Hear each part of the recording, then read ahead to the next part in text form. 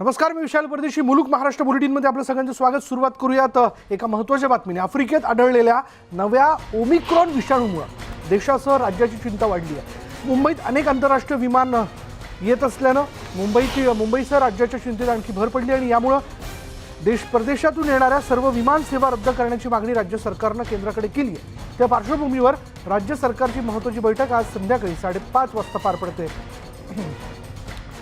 या बैठकीत कोरोनाच्या नव्या स्ट्रेनबाबत चर्चा झाल्याची माहिती सूत्रांनी दिली आहे. कोरोनाचा संभाव्य धोका लक्षात घेता पुन्हा निर्बंध लावण्याची शक्यता तज्ज्ञांनी वर्तवल्याची माहिती उपमुख्यमंत्री अजित पवार यांनी दिली आहे. याचबद्दल बोलणार आहोत आमच्या प्रतिनिधी प्रणाली कापसे आपल्याबरोबर आहेत. प्रणाली, असं कळतंय की 5:30 वाजता राज्य सरकारची महत्त्वाच्या प्रतिनिधींबरोबर एक बैठक जी ती पार पडली. काय माहिती मिळते या बैठकीबद्दल? काय निर्णय घेण्यात आला? या बैठकीची अजून अधिकृत माहिती पुढे यायची आहे, परंतु 5:30 वाजता आज ही बैठक महत्त्वपूर्ण पार पडलेली आहे, ज्याच्यामध्ये राज्यभरातले सगळे जिल्हाधिकारी त्यांच्या कार्यालयातून व्हिडिओ कॉन्फरन्सिंगद्वारे या बैठकीमध्ये उपस्थित होते. नवा जो व्हेरियंट आहे या व्हेरियंटच्या संदर्भामध्ये काय निर्णय घेतले जावे, केंद्र पातळीवरचे निर्णय वेगळे, परंतु राज्य पातळीवर काय काय निर्णय घेतले गेले पाहिजे, काय परिस्थिती आहे, अचानक जर काही महत्त्वपूर्ण निर्बंधनं लादायची झाली तर काय परिस्थिती आहे, या सगळ्या गोष्टींचा आढावा या बैठकीमध्ये घेण्यात आला. त्याचबरोबर या व्हेरियंटची परिस्थिती, त्या व्हेरियंटबद्दलची आता उपलब्ध असलेली माहिती ही सगळ्या जिल्हाधिकाऱ्यांना देण्यात आलेली आहे. सगळ्यांकडून एकूण त्यांच्या काय प्रतिक्रिया आहे, काय व्यवस्था आहे, आयत्या वेळेला जर काही गंभीर परिस्थिती निर्माण झाली तर त्यासाठीची आपल्याकडे काय उपाययोजना आहे, या सगळ्या मुद्द्यांवर साधक बाधक चर्चा या बैठकीमध्ये झाल्याची माहिती मिळते. त्या व्यतिरिक्तची निर्णयांच्या संदर्भात काय महत्त्वपूर्ण पावलं उचलायला सांगितले याची अधिकृत माहिती अजून पुढे यायची आहे. आरोग्यमंत्री आणि त्याचबरोबर इतर महत्त्वाचे मंत्री या बैठकीला व्हीसीद्वारे उपस्थित होते आणि जिल्हाधिकारी कार्यालयातून जिल्हाधिकारी जे आहेत ते सुद्धा या व्हीसीसाठी उपस्थित असल्याची माहिती मिळते.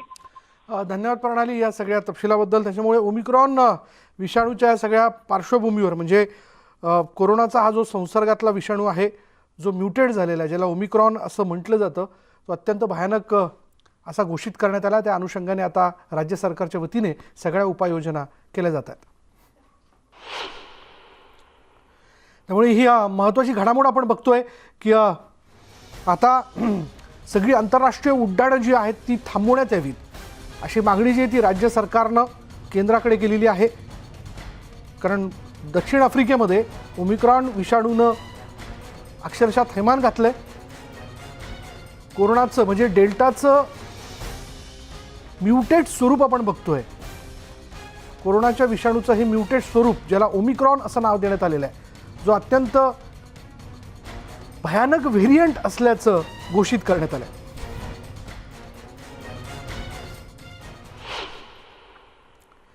दक्षिण आफ्रिकेतील ओमिक्रॉन हा कोरोनाचा नवा स्ट्रेन सर्वाधिक घातक असल्याचं मत डॉक्टर राजेंद्र शिंगणे यांनी व्यक्त केलं. या नव्या व्हेरियंटमुळे अनेक मृत्यू होत आहेत, तसंच या स्ट्रेनचा पसरण्याचा वेगही सर्वाधिक आहे. त्यामुळे यापुढे राज्यात आता मोठी सावधगिरी बाळगणं महत्त्वाचं असल्याचा इशारा राज्याचे अन्न आणि औषध प्रशासन मंत्री डॉक्टर राजेंद्र शिंगणे यांनी दिला.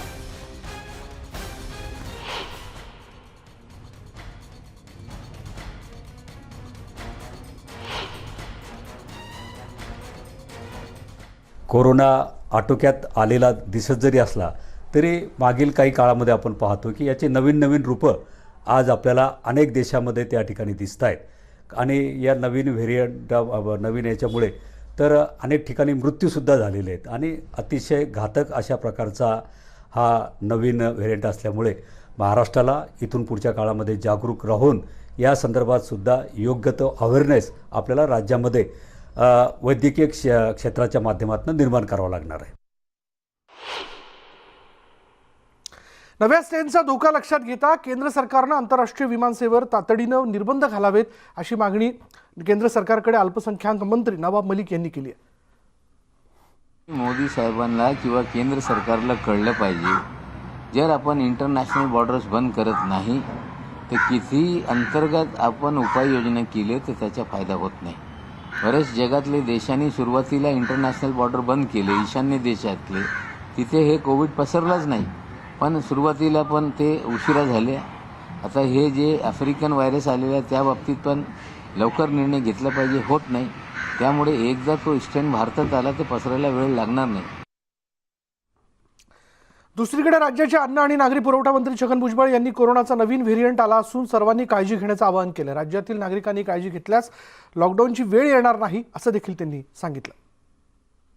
नवीन जे व्हेरियंट्स जे येत आहेत करोनाचे, त्याचा प्रादुर्भाव वाढणार नाही याच्यासाठी आपण मास्क वापरणं, सॅनिटायझर वापरणं सगळं जर केलं तर आणखी उत्तम प्रकारे जे आहे परत लॉकडाऊनची पाळी येणार नाही. आणि ती जर आली नाही तर विकासाचे जे आहेत रस्ते आपल्यासाठी आणखी जोमानं आपण उघडू शकतो आणि त्याच्यावर काम करू शकतो. दक्षिण आफ्रिकेतून बंगळुरूमध्ये आलेले 2 जण कोरोना पॉझिटिव्ह आढळून आलेत. आफ्रिकेतून आलेल्या 94 प्रवाशांची चाचणी घेण्यात आली. त्यापैकी 2 जण कोरोना पॉझिटिव्ह आढळलेत. कॅम्पेगौडा विमानतळावर दोघांची चाचणी करण्यात आली. मात्र पॉझिटिव्ह आढळून आलेल्या दोघांना कोरोनाच्या कुठल्या व्हेरियंटचा संसर्ग झालाय हे समजू शकलं नाही. पुढील तपासणीसाठी नमुने पाठवण्यात आले.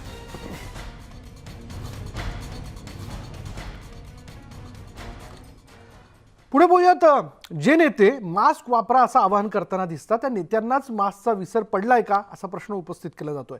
जलसंपदा विभागाच्या कार्यक्रमात मोठ्या प्रमाणात गर्दी झालेली होती. यावेळी आरोग्यमंत्री राजेश टोपेंसह अनेक जण तिथं व्यासपीठावरती एकत्र बघायला मिळाले आणि एकाच मंचावरच्या आमदारांना मास्कचा विसर पडल्याचं देखील बघायला मिळालं. यामध्ये मंत्री जयंत पाटील, अब्दुल सत्तार उपस्थित होते. संदीपान भुमरे आणि धनंजय मुंडेही मास्क विना तिथं बघायला मिळाले.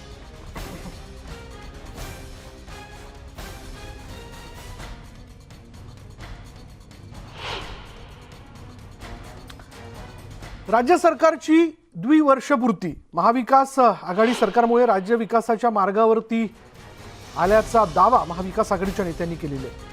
2 वर्षात आपण जर पाहिलं, महाविकास आघाडी सरकारला 2 वर्ष पूर्ण झाली आणि 2 वर्षात राज्याची पिछाडी झाल्याची टीका जी आहे ती भाजपने राज्य सरकारवर केली आहे. तर राज्य सरकारला सत्तेत येऊन 2 वर्ष पूर्ण झालेली आहेत. 2 वर्षांचा कार्यकाळ पूर्ण केल्याबद्दल महाविकास आघाडीच्या नेत्यांनी आनंद व्यक्त केला आहे. कोरोनाचं संकट, लॉकडाऊनमुळे रिकामी झालेली तिजोरी आणि अतिवृष्टी हे संकट असतानाही राज्यात सरकार डगमगलं नाही. कोरोनाचा मुकाबला करण्यासाठी आरोग्य यंत्रणा सज्ज केल्याचा दावा महाविकास आघाडीच्या नेत्यांनी केला. राज्य सरकारनं लसीकरणाला प्राधान्य दिलं आणि त्यामुळं देशात महाराष्ट्र लसीकरणात अव्वल असल्याचं मंत्र्यांनी सांगितलं.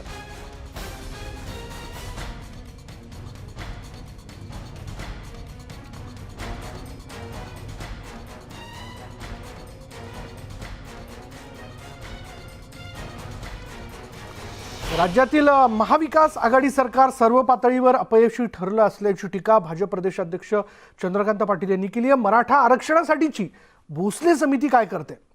एसटी संपावर अजूनही तोडगा का नाही असा सवाल चंद्रकांत पाटील यांनी विचारलाय. मुख्यमंत्री सहाय्यता निधीत 600 कोटी शिल्लक आहेत, तरीही पीडितांना, वंचितांना मदत का मिळत नाही असा प्रश्न देखील त्यांनी उपस्थित केला. सगळा 2 वर्षाचा महाविकास आघाडीचा कारभार म्हणजे भ्रष्टाचार, गोंधळ, अनागोंदी, शेतकऱ्यांकडे लक्ष द्यायचं नाही, महिलांच्या अत्याचाराकडे लक्ष द्यायचं नाही, एसटी कर्मचाऱ्यांकडे लक्ष द्यायचं नाही, मराठा समाजाकडे लक्ष द्यायचं नाही, ओबीसीकडे लक्ष द्यायचं नाही, धनगराकडे लक्ष द्यायचं नाही, शेड्यूल कास्ट प्रमोशनमधलं रिझर्वेशन या विषयात लक्ष घालायचं नाही, असं कोणाचा पायपोस कोणामध्ये नाही अशी स्थिती निर्माण झाली. आज मी उद्धवजी ठाकरे साहेबांची सकाळी स्टेटमेंट का ऐकलं की जनतेनं आम्हाला आपलं मानलं. होय उद्धवजी ठाकरे साहेब, जनतेने आपल्याला आपलं मानलं. कोरोनाच्या काळात जनतेने संयम बाळगला, परंतु आपण सरकारने जनतेला आपलं मानलं नाही आणि म्हणून आज सर्व स्तरावर आक्रोश आहे, सर्व स्तरावर असमाधान आहे आणि सरकार पूर्णतः कधी नवे महाराष्ट्राच्या इतिहासात एवढं भ्रमनिरास करणारं जनतेचं सरकार महाराष्ट्रानं कधी पाहिलं नाही. 2 वर्षामध्ये 750च्या वर दिवस जे गेले ते राज्यातील जनतेच्या कामाच्या भोवती केंद्रित न होता ते केवळ राज्य सरकारमध्ये बसलेल्या नेत्यांच्या पुत्र, पुत्री आणि पुतण्या याच्याच भोवती फिरत आहेत. आणि म्हणून काही वर्षांपूर्वी जे अति प्रसिद्ध असलेलं नाटक होतं 3 पैशांचा तमाशा, या सरकारच्या 3 पक्षांचा हा 3 पैशांचा तमाशा गेली 2 वर्ष चालू आहे. तर महाविकास आघाडी सरकारमधील नेत्यांनी भाजप नेत्यांच्या टीकेला जोरदार प्रत्युत्तर दिलंय. गेली 2 वर्ष सत्ता परिवर्तन झाल्यानंतर काँग्रेस आणि राष्ट्रवादी काँग्रेस पक्षाचे बरेचसे नेते जे सत्तेसाठी त्यांना वाटत होता की बाबा विकासाची कामं करायची आहे, काही लोभ देण्यात आला होता, ते भाजपमध्ये गेले. ते सगळे काँग्रेस आणि राष्ट्रवादी काँग्रेसच्या संपर्कात आहे. त्यांना कुठेतरी पुन्हा राष्ट्रवादी आणि काँग्रेस पक्षामध्ये यायचं आहे. ते आमच्या संपर्कात आहे. त्यांना थांबून ठेवण्यासाठी ही भविष्यवाण्या, दावे हे भाजपच्या वतीने करण्यात येत आहे. अख्खं जग होरपळत असताना आणि कठीण परिस्थितीमध्ये सगळं लॉकडाऊन असताना सुद्धा, पैशाची कमतरता असताना सुद्धा करोनामध्ये जास्तीत जास्त चांगलं काम जे आहे हे महाराष्ट्र सरकारनं केलं. मुंबईमध्ये 1.5-2 कोटी लोकांची संख्या दाबून भरलेली आहे एकदम घट्ट. तिथे सुद्धा ज्या प्रकारे करोनावर मात करण्यात आली त्याचा जगातील वेगवेगळ्या देशांनी जे त्याचं कौतुक केलेलं आहे. कोरोनासारख्या संकटाला या ठिकाणी या सरकारला मुकाबला करावा लागला. त्याचबरोबर तोक्तेसारखं वादळ असेल, गारपीट असतील, विविध जे संकटं आलीत, मग कोल्हापूरपासून तर गारपीटपर्यंत तर तोक्तेपर्यंत तर जळगावच्या आपल्या झालेल्या वादळा आणि पावसापर्यंतचं, या सगळ्या सिरियल जर पाहिल्या तर आर्थिक तूट होण्याचं असल्यावर सुद्धा या सरकारने 2 वर्षे उत्कृष्ट काम केलेलं आहे. तर केंद्रीय मंत्री म्हणजे माजी केंद्रीय मंत्री प्रकाश जावडेकर यांनी राज्यातील महाविकास आघाडी सरकारवर टीका केली आहे. राज्य सरकारला 2 वर्ष पूर्ण झाली, परंतु केंद्राने केलेली कामंही त्यांनी आपल्या खात्यात मांडली. हे संधीसाधू सरकार असून याला मी याला खरं तर महाविश्वास घातकी आघाडी सरकार असं नाव देईन. मुख्यमंत्री उद्धव ठाकरे हे अपघातानं झालेले मुख्यमंत्री आहेत. अनेक मंत्र्यांचे कारनामे बाहेर आले. काही मंत्र्यांनी जावायला कॉन्ट्रॅक्ट दिलं, तर काही मंत्र्यांनी दावशी संबंधित मालमत्ता घेतली. मुंबई पोलीस आयुक्त गायब होणं हेही वाईट असून ओबीसी मराठा आरक्षणाबाबत राज्य सरकारने काहीच केलं नसल्याची टीकाही जावडेकर यांनी केली. जसं मी सांगितलं, विश्वासघाताने मुख्यमंत्री झाले, अपघाताने मुख्यमंत्री झाले आणि बहुधा मंत्रालयात न जाण्याचा विक्रम करणारे हे पहिलेच मुख्यमंत्री आहेत. त्यामुळे accidental and absent chief minister असं महाराष्ट्रात पाहतोय. त्यामुळे केंद्राने केलेली कामं सुद्धा स्वतःच्या खात्यामध्ये जमा करून तेच मांडलेलं आहे. या ठाकरे सरकार इतकं संधीसाधू, अनैतिक आणि जनतेच्या विरोधी भ्रष्ट असं कोणतंही सरकार आजपर्यंत महाराष्ट्राने पाहिलं नाही.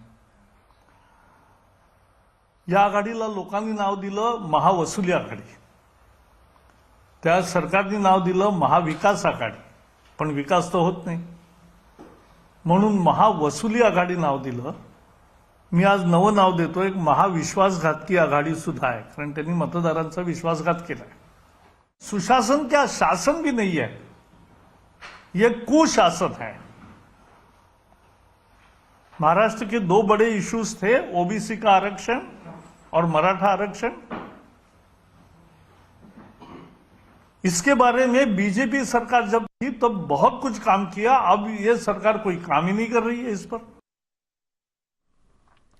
पुढे बघूयात. उद्यापासून शशांकराव म्हणजे कामगार नेते शशांकराव हे एसटी कामगारांच्या मागण्यांना घेऊन उपोषणाला बसत आहेत. एसटीच्या विलिनीकरणासाठी ते उपोषणाला बसणार आहेत. सरकारनं संप चिरडण्याचा प्रयत्न केला असं मत देखील त्यांनी व्यक्त केलं. कामगार युनियनने आता मुख्यमंत्र्यांना पत्र लिहिलंय, ज्यामध्ये त्यांनी संवेदनशील मुख्यमंत्र्यांनी लक्ष द्यावं अशी मागणी करण्यात आली आहे. आणि याचबद्दल काही वेळापूर्वी आम्ही कामगार नेते शशांकराव यांच्याशी संवाद साधला होता फोन लाईनवरनं. बघूयात त्यांनी काय म्हटलं.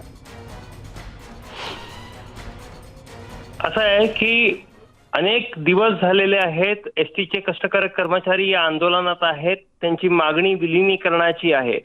आणि जवळपास 40हून अधिक कर्मचाऱ्यांनी आतापर्यंत आत्महत्या केलेल्या आहेत.